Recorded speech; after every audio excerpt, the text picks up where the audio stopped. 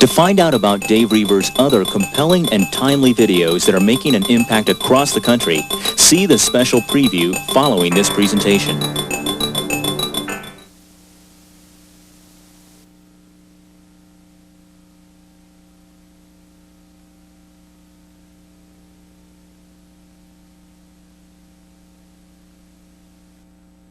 I'm Dave Reaver.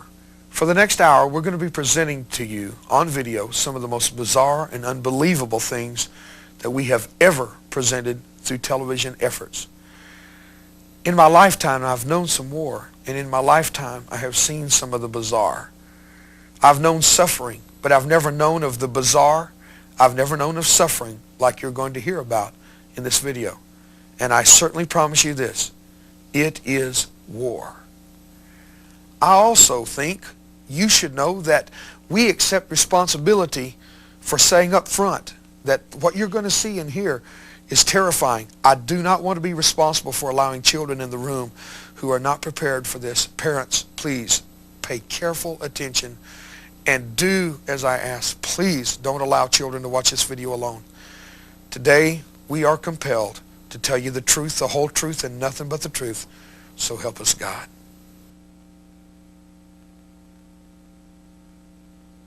I've been out now for 14 years. I've only been able to laugh, and this is a serious statement, I've only been able to laugh out loud for about 10 years now. As people remember these experiences, they gag, they are nauseous, their entire body remembers what it was like to be there, to see this, to participate in this, to have this done to them. It's not a game. They really believe this. They believe Satan is on their side, and they will hurt you. The rituals that we went through are horrendous, are horrifying to anyone on the outside that even dares dream that something like this could take place.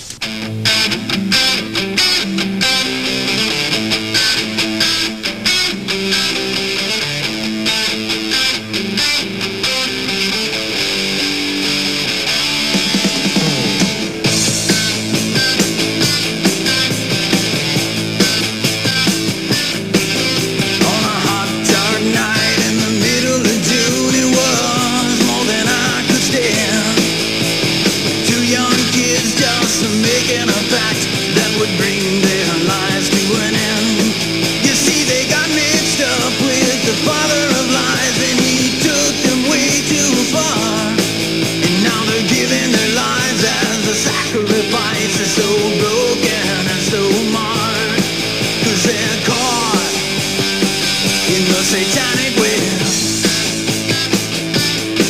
and just like a spider, he has trapped them. They try to run and break free, but to no avail.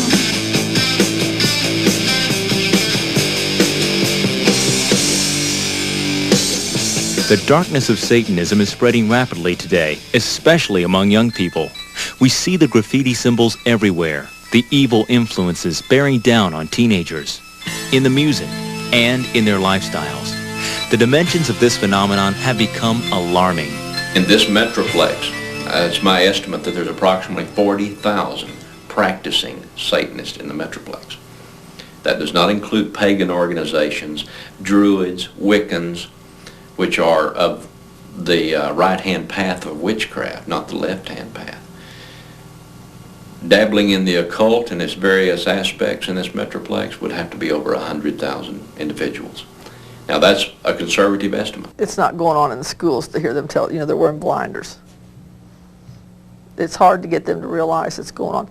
The teachers are more cooperative because they will call. If they find notes or they hear something going on, they will call us. Our department is getting more involved in the last 8 or 9 months because we've been getting calls from people that said, we didn't know who to report these things to. There was like 7 or 8 large dogs, Dobermans, Shepherds, that had been killed and hung in a circle, their heads cut, blood drained. And the guy said, well, that happened 6 months ago, but we didn't know who to report it to. 85% of the teenagers in high school in Western Europe have been exposed to hardcore Satanism. That's an unbelievable figure.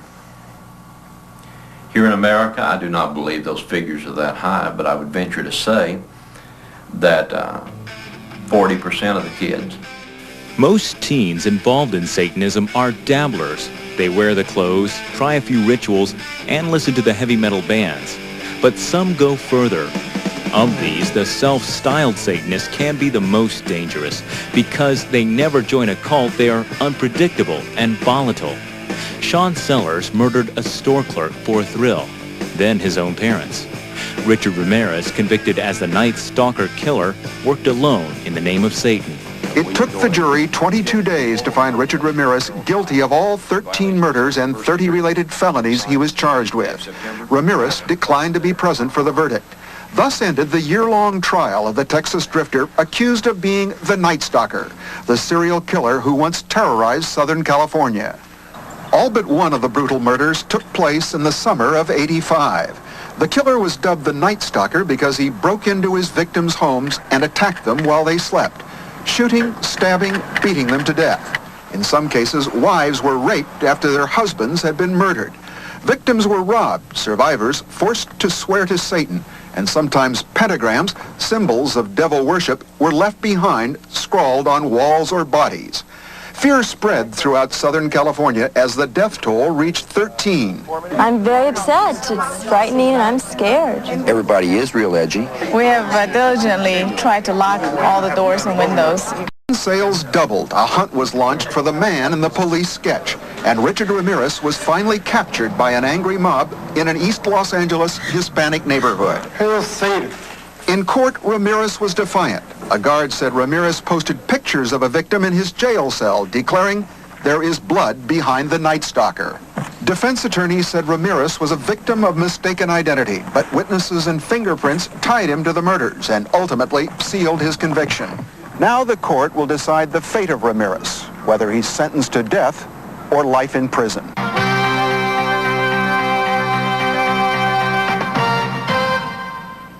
The man known as the Night Stalker has been sentenced to death in California. Richard Ramirez was convicted of killing more than a dozen people in 1985. Ramirez got his nickname because he often entered victims' homes at night, murdering people as they slept. In court today, Ramirez read a twisted and rambling statement. You don't understand me. You are not expected to. You are not capable of it. I am beyond your experience. I am beyond good and evil. Legions of the night breed. Repeat not the errors of Night Father and show no mercy. I will be avenged. Lucifer dwells within us all. That's it. Today's sentence means Ramirez could die in the gas chamber for his crimes, but it carries an automatic appeal. Self-styled Satanists are volatile and frightening. But what of those who join organized cults and become what is called traditional Satanists?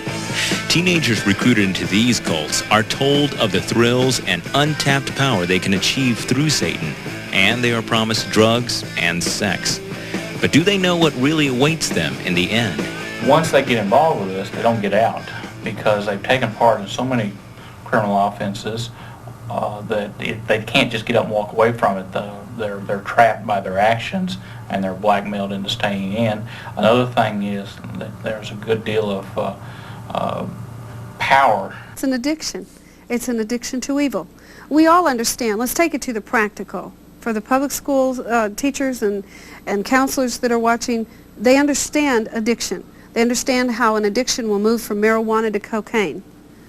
In my own family, we watched an addiction in my second son move from marijuana into a $700 a day cocaine habit that nearly killed him. He was putting IV cocaine in his arm every 15 minutes during the day. And he didn't just start that way. And these people are into an addiction as well. They start by reading the Satanic Bible. They start by little candle magic. They start by the Ouija board and getting in touch with the spirit. And they become addicted to the power. There are no motion pictures that have come out that truly show what happens. They don't show the terror that is in the priest's eyes and in his mind. They don't show that same terror in the high priestess, nor in the participants. The power that is derived there. I met with a witch the other day, a high priest of the Wiccan craft, of the craft.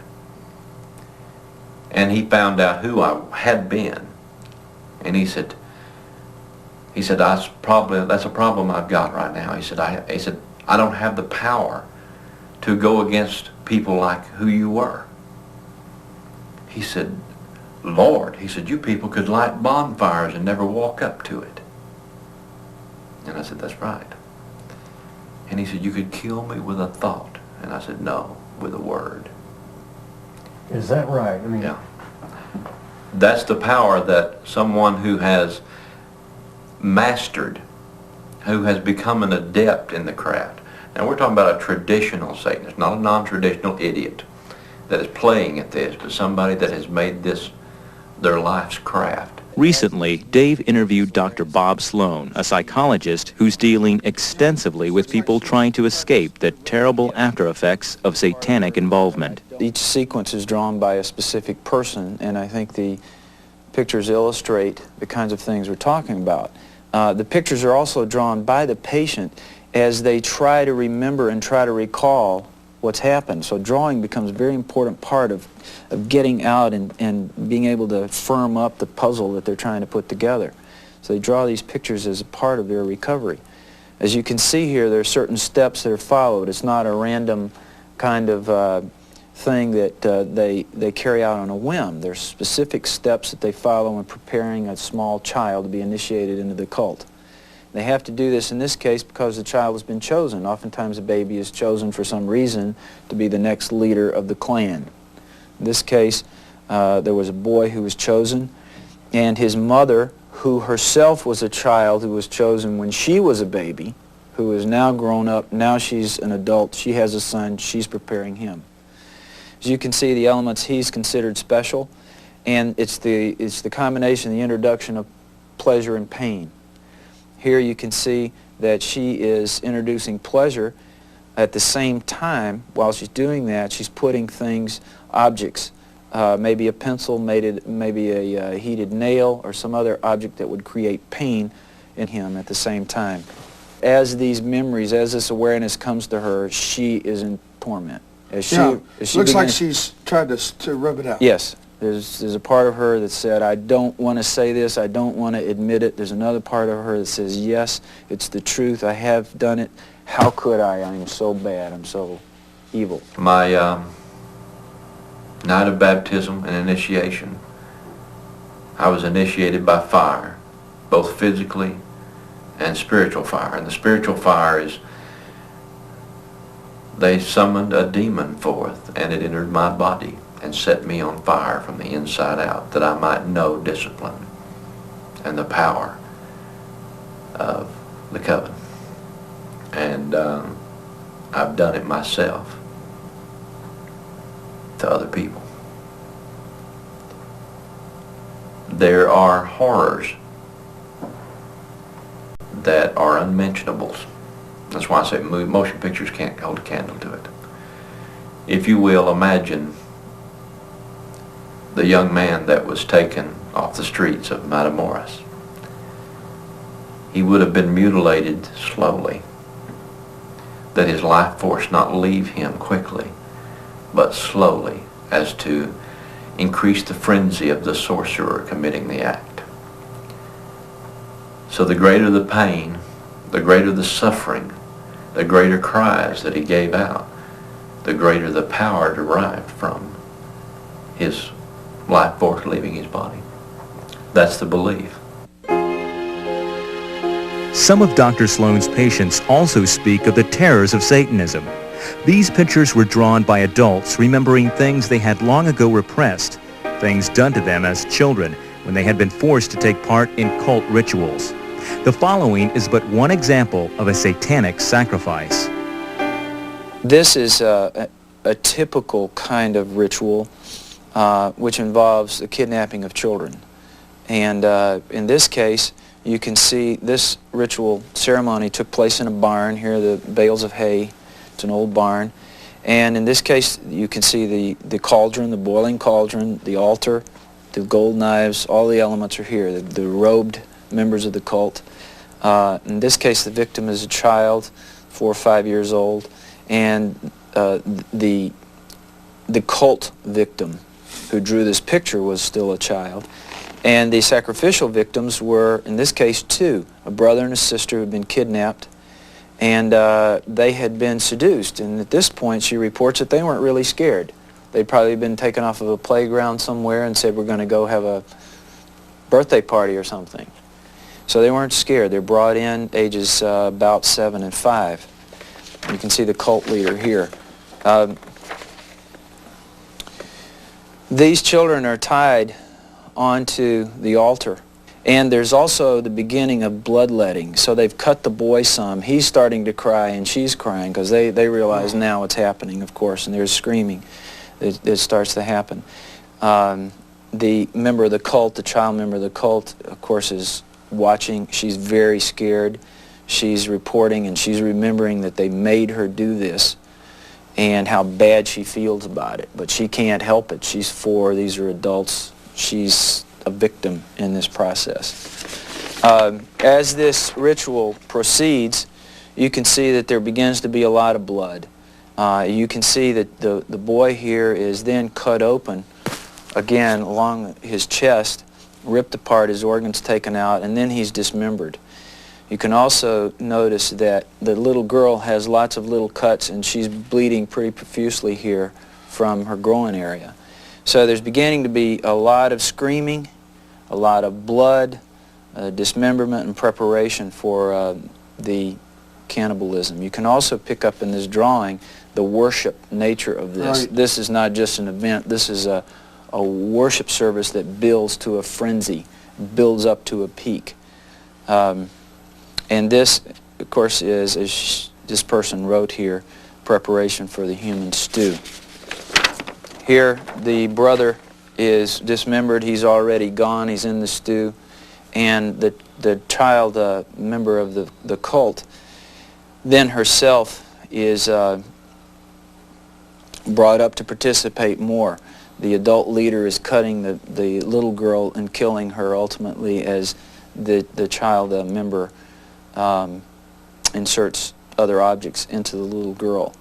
The element that's not really seen here but written in is the sexual abuse that always precedes the bloodletting.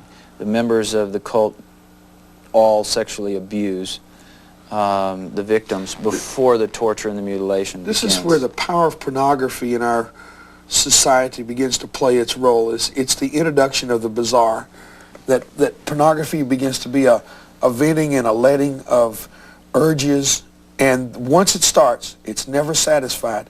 And pornography is just the introduction.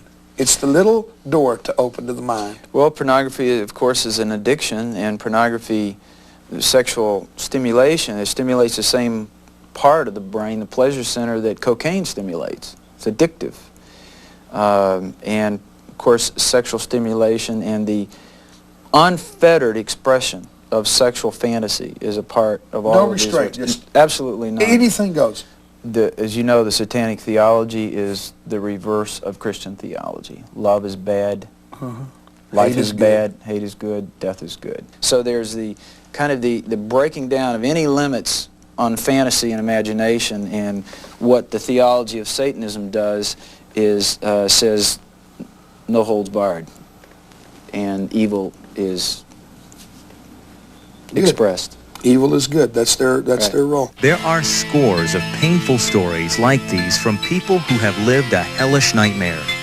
One of Dr. Sloan's patients tells of having to watch an actual crucifixion conducted at Easter time when coven leaders kidnapped a young man, nailed him to a cross, mutilated him, branded him with irons, and then threw him alive into their bonfire. One victim tells of being forced to help in a torture and sacrifice of his own mother. I've been out now for 14 years.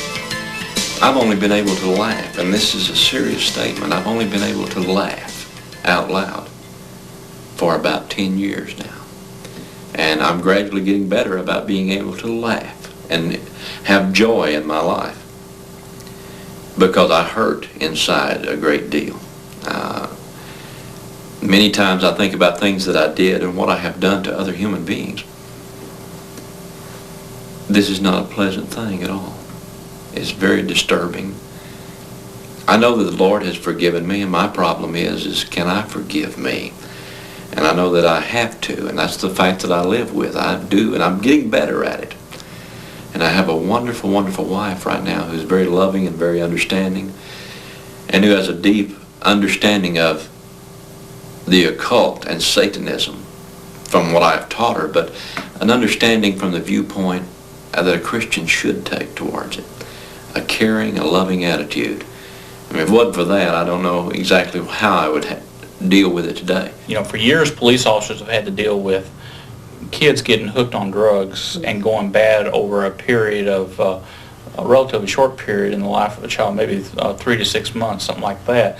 A kid can go from being a straight-A student to being a absolute disgrace. And what we find in occult groups are that a child can go from being perfectly normal, well-adapted, well thought of, to being a total waste in a shorter period of time as a month. And so frequently when we get involved in these things, it's because they have gone off the deep end in such a short period of time. Have you seen some of these people come out of this? What are you seeing with some of these people now? Where are they in their development? We're seeing people in the process of coming out. We've seen a real spiritual sensitivity with these people. They know there's a spirit world.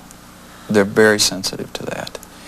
And because they're with us, they've committed themselves to healing and a change in their life.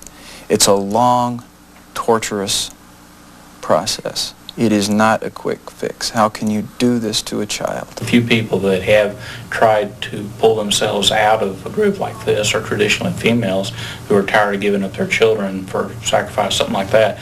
But traditionally, the men don't get out very often.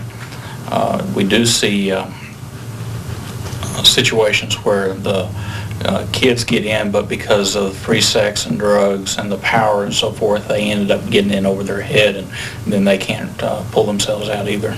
Dr. Bashir Ahmed is a psychiatrist dealing extensively with young people caught in Satanism. Here he gives a profile of the typical recruit. The kids who have difficulty at home, who are coming from dysfunctional families, where the bond between parents and children almost non-existent.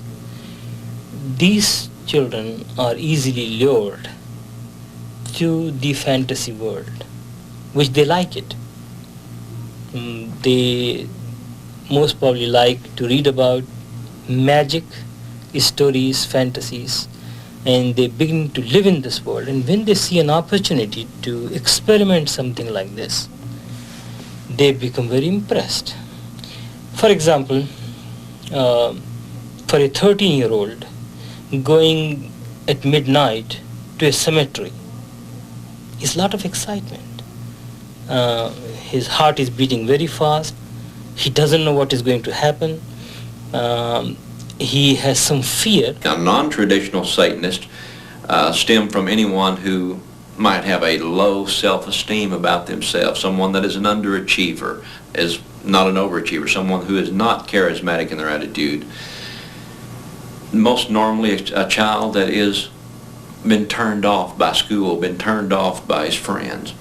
Satanists will approach him and they'll woo him in because they will become his best friend. And after they get him, he's hooked. Satan is at his most deceptive when he appears to be good. Such is the case with many of the occult practices in southern Louisiana. There, the tree tours, as they are called, are famous for their peculiar blend of magic, potions, folk remedies, and diluted elements of Roman Catholicism. We visited one tree tour who tried to explain some of his rather confused methods. The power is written in the Bible. The verses of the Bible has been given, and no matter where you take, what part you take in the Bible, Jesus said that he's given power to all. These candles are for if somebody's sad, somebody have tears, and they keep hearing things in their home, the spirit is not resting, and it's very simple to cure someone with epilepsy. somebody that falls in these kind of fit, take your little needle, and hold his finger and just stick it just enough to draw blood, not stick it all the way where you hit bone, just enough to break the skin. Take a little bit of his blood and put a little sugar in water and make him drink of his own blood. Just a little bit, about 9 drops of blood. New Orleans, bustling city on the Mississippi with a rich and colorful history.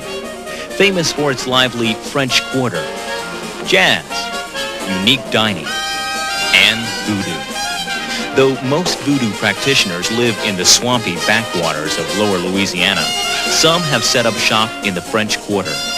One of the most famous voodoo houses is owned by Chicken Man, who recently granted us an interview. He turned out to be more promoter than magician. Why do they call you the Chicken Man? Well, I'm the voodoo king of New Orleans, and I do my voodoo rituals out in the bayou on my island. I use live chickens and live snakes. What kind of rituals do you do, or what is it supposed to do? Well, my rituals is mainly, I do those for healing and helping people, not hurting. That's the main purpose. And I do a lot of it, use a lot of it for keeping the kids off of drugs. You know, drugs is getting real bad now. Well, what kind of rituals do you do for drugs, or that? Explain just some of the rituals a little bit. Well, I get pieces of seeds from the bayou. And at night we do our rituals, put all the seeds in a big circle. And while the drums are playing, we put energy into those seeds. And I pass them out to the kids to carry in their pocket. And when they think about going on drugs, they'll put that seed in their hand. Not all Louisiana tree tours stay with the good magic, however. Fahrenberg, a pastor who continually confronts their oft-feared work, explains black magic.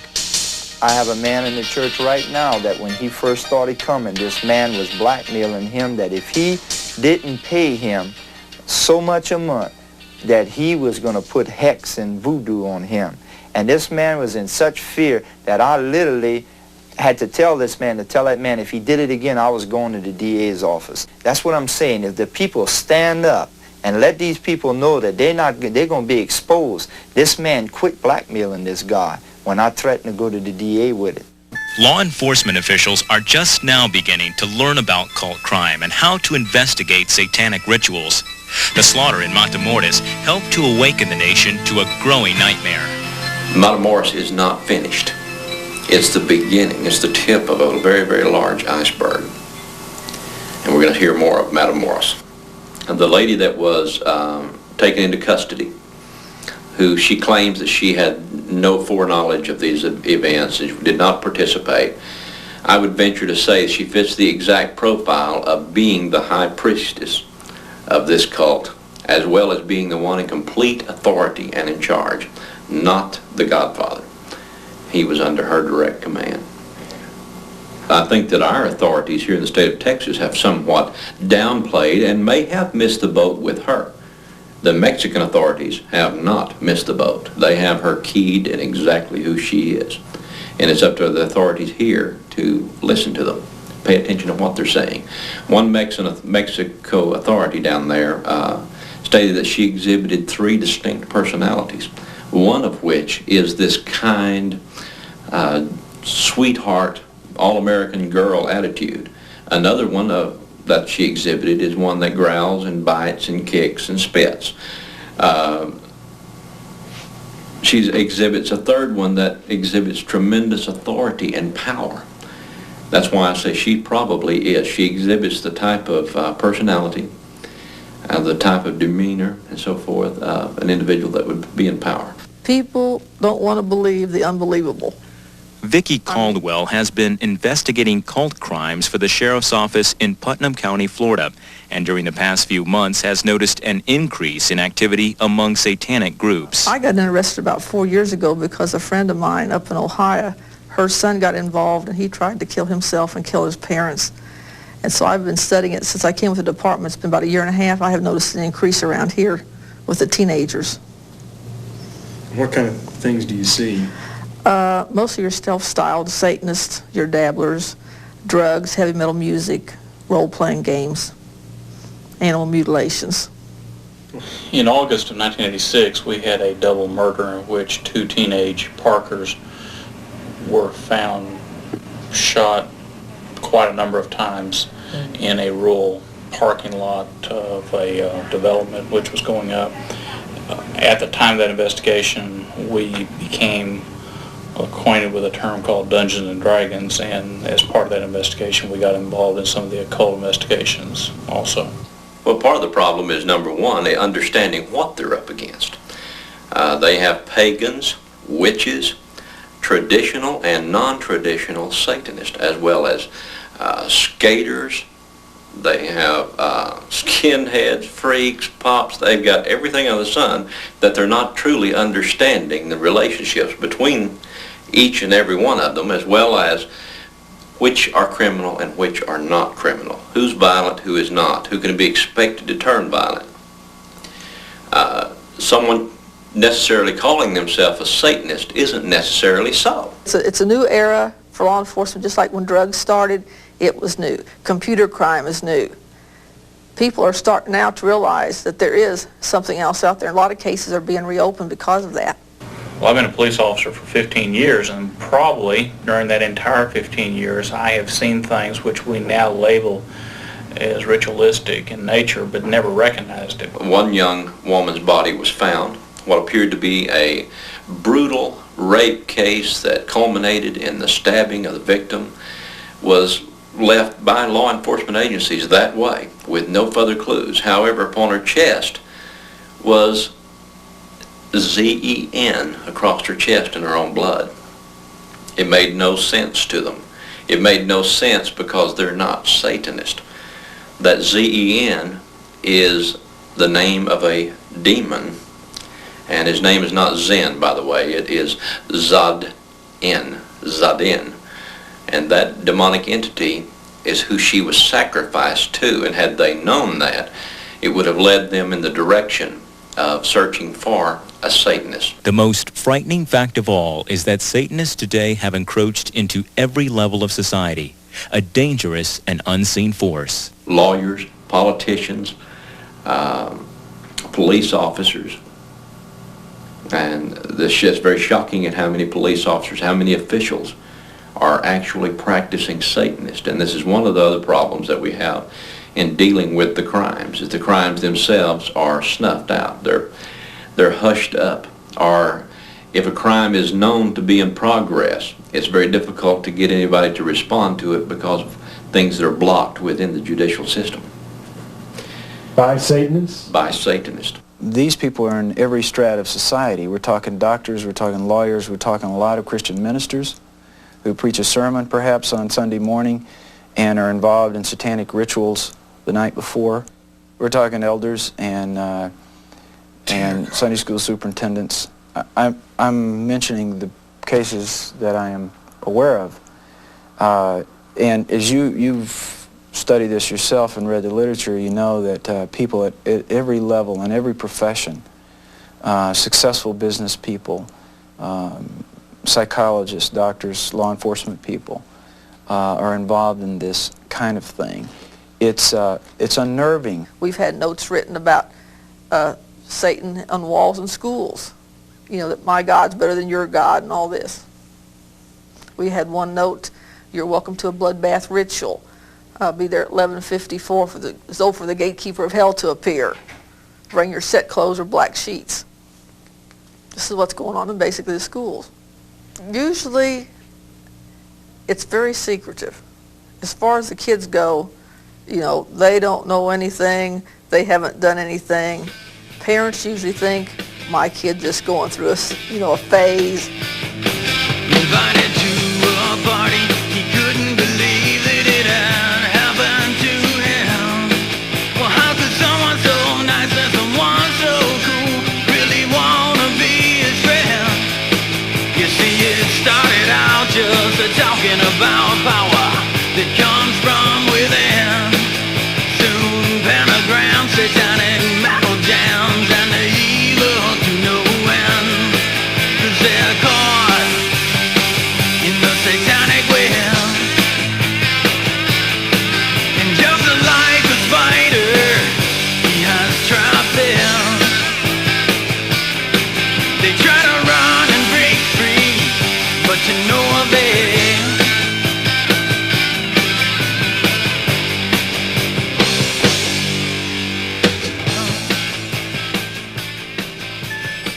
In the beginning, Satanists will entice a recruit with these three promises: power, drugs, and sex. Most teenagers recruited into Satanism are boys, drawn by the violent images and rituals and by the fear they can cause in others. Yet without heavy involvement in drugs, most of these recruits would not be able to go on. Most of the time, like I said, there's drugs involved. Just because you're taking drugs does not necessarily mean you're into Satanism. But 9 times out of 10, Satanists are into drugs. I have not seen in my practice any adolescent who have gone to the cult activity without using drugs. As a non-traditionalist begins to get deeper into drugs and more deeper into his known craft and seeking after the powers, he loses sight of reality completely. You're no longer dealing with human beings as you and I know them. Yvonne Peterson tells this tragic story of one girl who committed a heinous crime in the name of Satan. And I think parents need to hear this, that she needed somebody to talk to, and her parents were too busy. She was the oldest of 6, and she was their babysitter, their dishwasher, and their house cleaner. And they didn't have time for her. I'm going to call her Diane for the book, okay? And that's not a real name, but she was a very intelligent, pretty little girl of 12 years old. She went to a party, and she met a young man, which we'll call him Steve, okay? He's 16. And Steve told her he would listen to her, and he would pay attention. Now, this is not fiction. This isn't something I read in a book. I sat with this little girl as she cried her eyes out, as she walked through the memories of the past 2 years, the things that she had done to her and had to do to other people. He told her, I'll listen to you. And he gave her a marijuana cigarette. And they went outside and sat under the tree and they talked. And then he began to tell her how pretty she was and how much he needed to be around her and how fascinating she was. And all he did was show love and attention, which every teenager in America craves from their parents. And so if they're not there, then those Satan, well, the average time a father spends with his kids is 3 minutes a day. That's sad. 3 minutes a day. That's incredible. And so he told her, Steve told Diane, I'll take care of you, we'll be boyfriend, girlfriend. And they developed their relationship over the next 6 months. He also developed her drug habit because now she was hooked on cocaine. Okay, at the end of the 6 months, he told her that he was a Satanist priest and that she was being recruited and that she would be initiated into his coven of Satanists. She kept a diary. At one point, she said, "Where has that innocent child gone? Will I ever know her again?" Speaking of herself. Her tragic notes all throughout her diary, both of her spiritual bondage and her physical bondage to the addiction. And she said she would lay in bed at night and she would hear them chanting and calling her back to the circle. And then on August the 1st, 3 years ago, she was led into a cemetery. And if I might have your permission, I'd like to read from her hand the memories of that night. Please do. I found out that we were having our cult ceremony in the cemetery. That wasn't as shocking as when I found out that Steve and me were going to be married into the cult. Anyway, it was fantastic. The moon was perfectly round and it wasn't even cold. By the black candles, which were primarily used for light, we went through the ceremony of eternal slavery to each other. We cut our tongues and we let the blood pour into each other's mouths. It was nirvana. We were one blood, one being. Rosalie passed the sacred vial around and we performed the ritual of extending ourselves. Bright colors and lightning flashed streaks through the sky. Sometimes the colors exploded like rockets on the 4th of July, both in and out of our head. When the chanting started, they brought in a little baby. He was barely walking. We tied him to a nearby tomb. It was crying. After it was tied down, Chris took out his sacrificial dagger. I held back the baby's head while he cut it from the base of its neck down to its waistline and across the stomach. The baby was still alive, so I broke its neck by just about twisting it off. I hate myself so bad now. I helped in the killing of a baby. Animals made me sick enough and made me feel quite horrible. But a baby, my God, that was someone's child. I know now that I am truly horrible. No punishment I have ever had in the past could even begin to measure the type of punishment I need.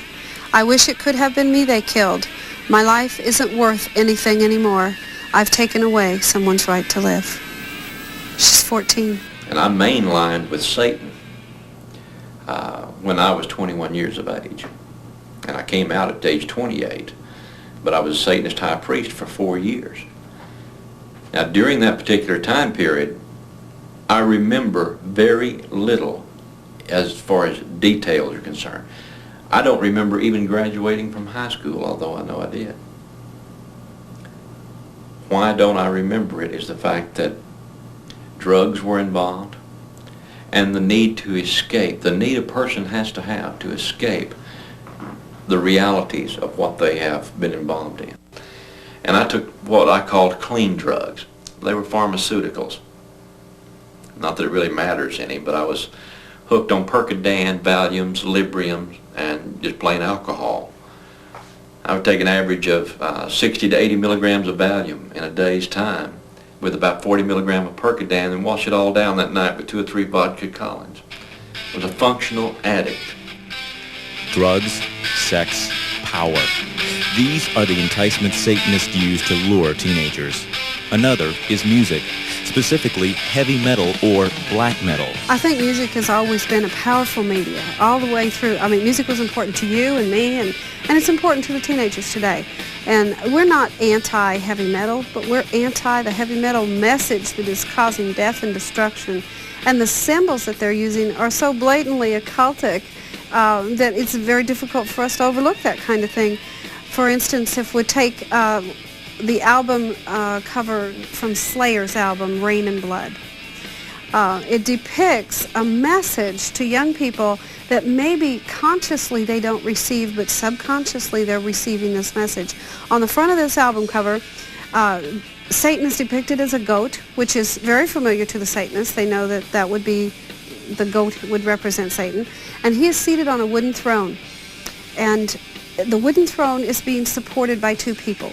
Now, in the hand of this goat is a decapitated head. And of course, we're finding decapitated bodies all over America, and that is a common way for a Satanist ritual to occur, is to do the decapitation. And so he's holding this decapitated head, which emphasizes the bloodletting ritual and the murder. And then the throne is lifted up and being carried on the shoulders of 2 men. The man in the foreground is wearing a mitred hat, which we know to be the hat of a pope. And so that man represents organized religion or the church. Behind him is another man who is carrying the throne of Satan not only on his shoulders but across his neck, like the stocks would have him in bondage. And that man has horns and a forked tongue. And when you look at that, you think, oh, this is one of Satan's demons. And yet if you look carefully, his hands are very prominent in the picture, and they have nail marks in them. And the only man depicted throughout history with nail marks is Jesus Christ. And so what this thing is saying to them is that Christ and the church will support the rise of Satanism, and in addition to that, then there's this sea of blood that is flowing into a huge sea below Satan, that all the faces are down in the sea that he has taken captive and have become his victim. And the very in the forefront, there's a face that if you take that face and put it up against the face of George Washington, you'll see that they're almost the same. I mean, they're so identical. And so what we're saying here is that Satanism is going to take over our country, and that it is going to be brought in and supported by Christ himself and the organized church. That is blatant evangelization and propaganda being shared with thousands of young people through music. I think the greatest tool to desensitize America has been media in general, whether it is television, whether it's toys, games, or whether it is music. They all have played an important part. They all carry a message, don't they? Absolutely. And of course, in the life of the teenager, the 2 single most factors that we see is music and a game called Dungeons and Dragons. And then, of course, trailing very closely behind that and vying for the position is the amount of occult information that is put out through the videos, the movies, the TV shows. We went into a very small store, David. This was, I mean, maybe as big as we're sitting here. This was a small set.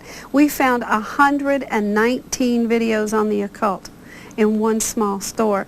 And we have a video in America that is on our shelves that has been banned in 46 countries. And it was so popular, it has Faces of Death, Volume 1, 2, 3, and 4.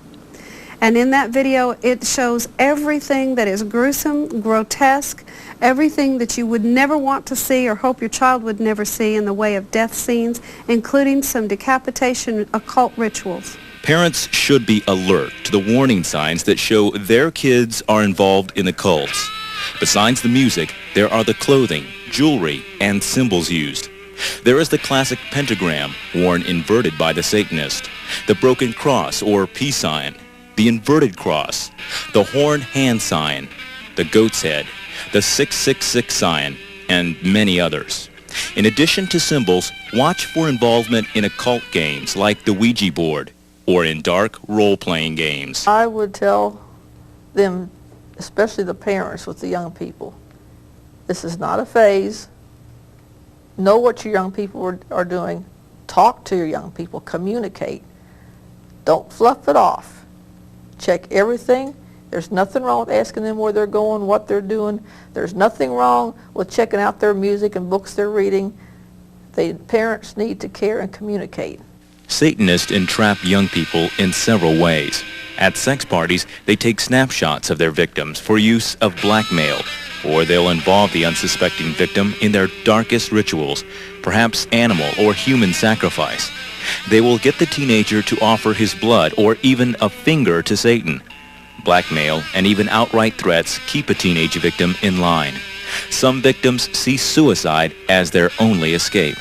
The tragic legacy of Satanism. The message I like to give to parents is that be close to the children. Understand them, talk to them, communicate with them. Always find a time where you will make a point to go to their room or sitting in the living room and talk about their school, their friends. 10 to 15 minutes each day is more than enough. Although everybody will surprise, 10-15 minutes, that's all you're asking?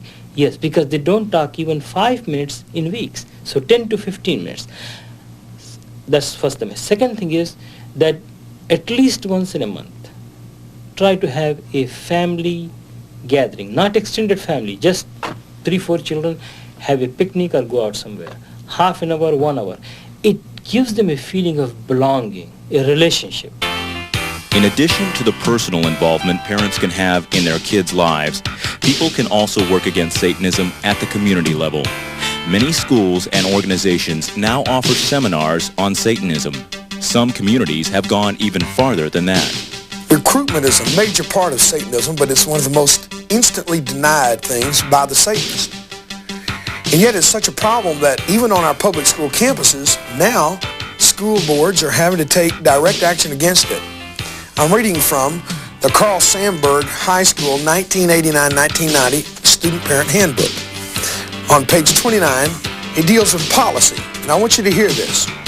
The Board of Education hereby finds that the presence of Satanism and related activities has surfaced in society and that such practices, when present or urged upon other students, cause material interference within a public high school district in that such practices foster anti-social values and attitudes and endangers the health, safety, and welfare of students.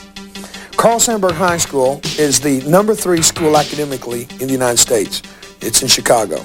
Now listen, no student shall engage in any Satanism-related activity, including but not limited to the following. Number 1, soliciting others for membership in any satanic group or participation in any satanic-related ritual or practice, inciting other students to act with physical violence upon any other person or living thing. Thirdly, they are not permitted to wear, use, distribute, display, or sell any clothing, jewelry, emblem, badge, sign, or other item which is commonly associated with the affiliation with or practice of Satanism. What I'm trying to say to you is these three areas of recruitment, high school campuses, military bases, daycare centers, I'm most obviously connected with, first, the high school campus, and then secondly, the military base. My point, though, is that so much activity is now taking place that school boards are having to enact policies in how to deal with it. This isn't relegated to the big city of Chicago only. Here's something you should see from a town in our community, Arlington, Texas. Well, this Halloween you might see a scarecrow in the halls of Arlington schools, but you won't see kids wearing scary costumes. The school district is banning skulls, witches, brooms, and the like because of parent concerns that some Halloween costumes can be linked to devil worship and satanic cults. Channel 4's Ken Capps has more on that story. Playful screams on Arlington playgrounds mean back to school and recess. But there won't be any shrieks or screams by these kids clothed in goblin garb this Halloween. Ghosts and skeletons and other scary characters are expelled. And when you see children in elementary levels coming with Freddy Krueger and their fingers have the knives or whatever he has, and the grossness of the costumes, we thought we can do better than that. Atherton Principal Shirley Cole has her kids decorating a school display area with pressed leaves and a stuffed scarecrow. Autumn, not Halloween, will be emphasized. Kids in Arlington will still dress up on October 31st, but they'll be playing the parts of their favorite book characters. October is book month. Which will do two things. It'll give those children an opportunity to dress in costume, but it also will encourage them to read. Satan exacts an agonizing toll in the lives of those who are trapped and in the lives of those who help them escape. Yet those we have interviewed expressed a profound hope for those who want to escape. You have your rehabilitation and your counselors, but it's going to take something stronger in some of these cases. And a good old-fashioned prayer meeting wouldn't hurt anything. There's hope for me, there's hope for everyone. I don't care what the situation. So the number one importance is the cohesive relationship among the family members. In the kid who has some belief in God, I think he is much more protected. Because there's a God and because there's a cross, there's hope. And that's not a second-handed hope. I had a choice to make, and I chose life. I knew I was about to die and that I was going to hell. What the Satanist is looking for in the long term, he's looking for God. He's looking for that thing that he can worship. And until he finds it, until he gets reconciliation with what he's looking for, then there is no freedom.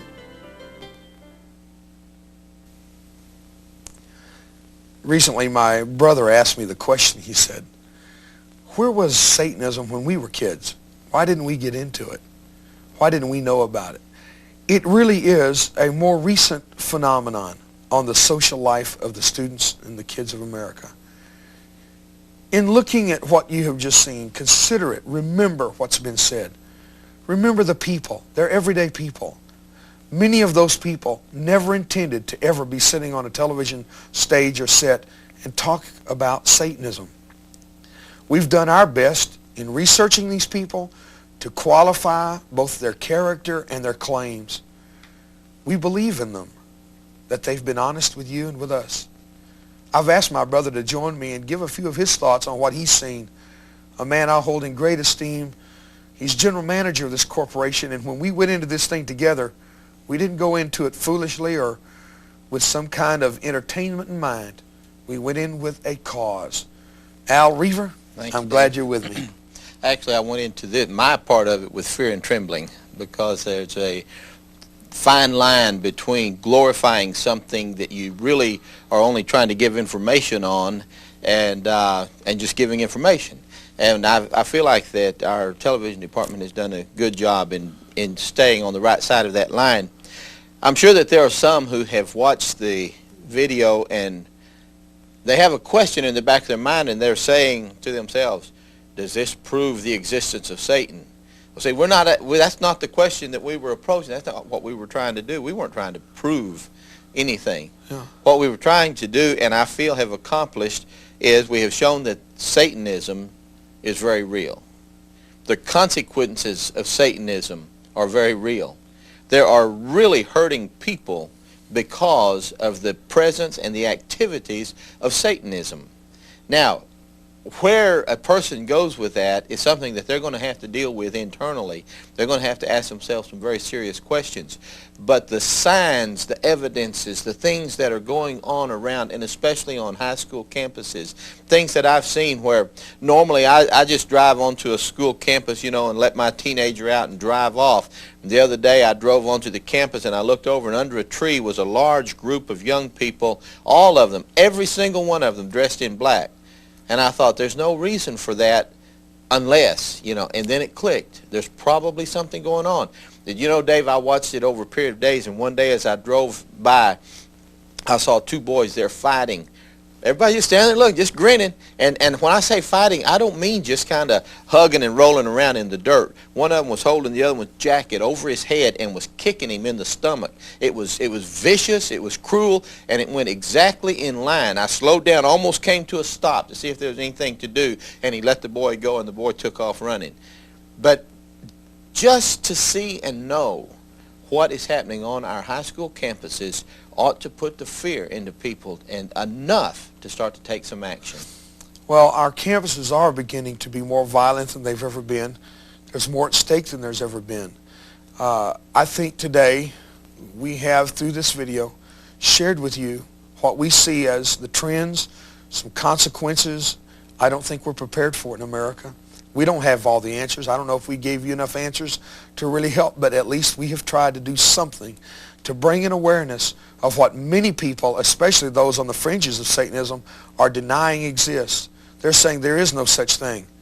Ask those families of 15 dead people in Matamoros. Ask the families of the Night Stalker's victims. It's very real. Are you prepared for it? I'm Dave Reaver. Thank you for being part of this program today.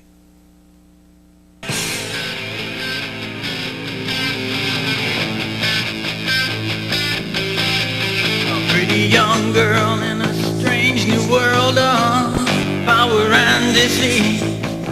All the sex and highs of controlling life seem so exciting. But now she's one more to with the baby boy, and they are telling her the truth. That the purest safest sacrifice is the child still in his youth. They're caught in the Satanic Web, and just like a spider, he has trapped them. They try to run and break free, but to no avail. And only Jesus Christ can free them from the living hell. And only Jesus Christ can free them from the living hell. Yes, only Jesus Christ can free them from the living hell.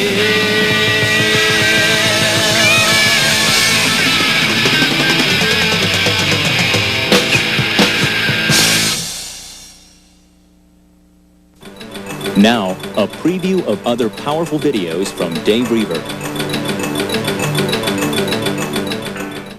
I'm going to tell you what America really needs. You ready to hear this? America really needs one confirmed case of a pregnant teenage boy. Whoa! Hey, wait. No, hold it. I don't see many of you macho men clapping. Come on, son.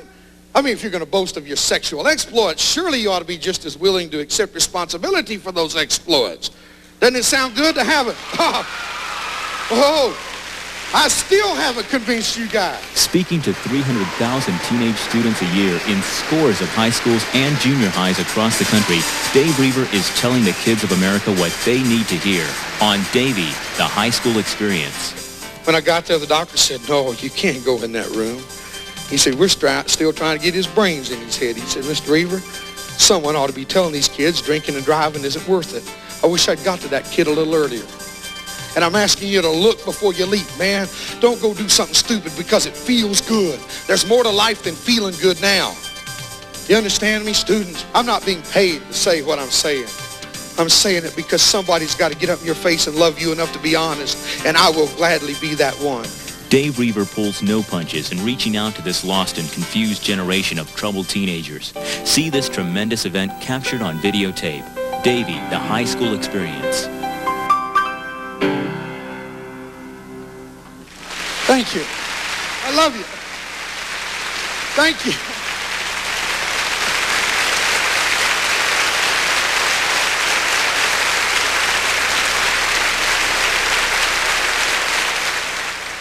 You've now had a glimpse of Dave's growing video outreach. The videos you've just seen, plus many other exciting tapes and books, are available by calling toll-free 1-800-87-DAVEY or by writing P.O. Box 136-100, Fort Worth 76136.